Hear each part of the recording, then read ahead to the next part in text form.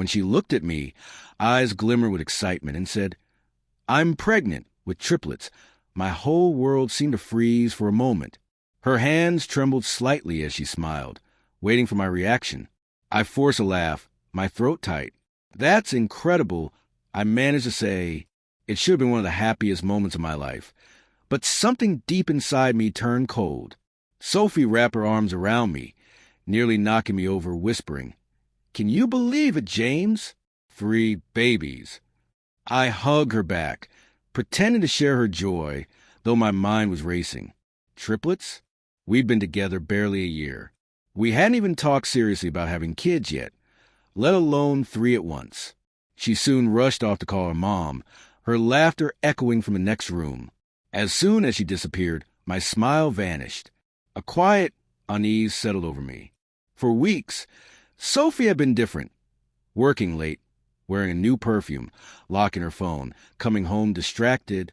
Once, I even caught the scent of a man's cologne on her jacket, something far too expensive to be mine. When I asked, she said a coworker hugged her after a big deal. I wanted to believe her. I really did. That night, I lay awake beside her, staring at the ceiling. Every instinct screamed that something wasn't right. The next morning, I told her I wanted to come with her to her next doctor's appointment. She hesitated for a fraction of a second before flashing me a smile. "Of course. Next Wednesday at 10, she said lightly. But when I called the clinic she mentioned, they told me no patient by her name had ever been there. That was the moment everything started to unravel. Over the following days, I paid closer attention. She guarded her phone like her life depended on it, deleted messages the moment they arrived, and wore a new necklace I hadn't bought.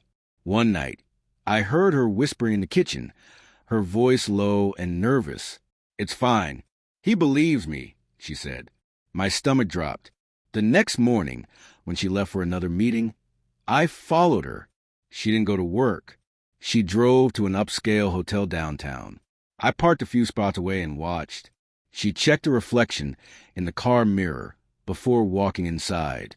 A few minutes later, a man in a sharp suit followed her in. My chest went numb when I recognized him. Daniel, her boss. I sat there gripping the steering wheel, trembling with anger and disbelief. Then, almost instinctively, I started recording her car, the timestamp, the hotel sign. I stayed for over an hour until they came out together. The way she smiled up at him told me everything I needed to know. I didn't confront her that night. Not yet. I needed proof. Over the next week, I gathered everything. Screenshots from her old backups, receipts, emails she forgot to delete. The truth came together like shattered glass, cutting my hands as I picked it up. The pregnancy was real. The babies were not mine. Her medical record confirmed she was about 9 weeks along. 9 weeks ago, she'd been out of town on a business trip with Daniel. The math was undeniable. That evening, she came home cheerful, humming as she unpacked takeout. She poured me a glass of wine, smiling sweetly. "To our future," she said. I forced a smile and nodded. "Yeah, about that." Her face changed instantly. I took out my phone, set it on the table, and pressed play. The video of her car at the hotel filled the screen, followed by a shot of her and Daniel walking out, his hand resting on her lower back. Her eyes went wide, the color draining from her face. "James, it's not what you think." I cut her off. "You're pregnant, Sophie. Just not with my children." She started to cry, say it was a mistake, that she never meant for it to happen. She claimed Daniel had promised to leave his wife, that it was over, that she loved me. I just stood there, hollow. "One mistake," I said quietly. "Triplets aren't a mistake, Sophie. They're months of lies." She sobbed harder, begging me to understand. But there was nothing left to save. The woman I thought I knew no longer existed. I didn't yell, didn't throw anything. I just grabbed my coat and walked out. A few weeks later, she tried to reach me. Texts, calls, voicemails. I ignored them all. Then one evening, she showed up at my door, eyes red and voice trembling. She pleaded for another chance, said she'd lost everything. I listened silently, then handed her an envelope. Inside was everything. Proof of her affair, all forwarded to her company's HR department. Her expression crumbled. "You ruined me," she whispered.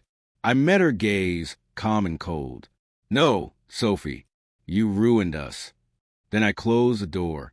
It's been 6 months now. Sometimes I still think about that day, her shining eyes, her trembling hands, the way she said triplets like it was a miracle. But now I know it wasn't the beginning. It was the moment everything ended. The truth destroyed me for a while, but it also set me free. And when she told me she was pregnant, I thought my life was about to start. Turns out it did, just not the way I ever imagined.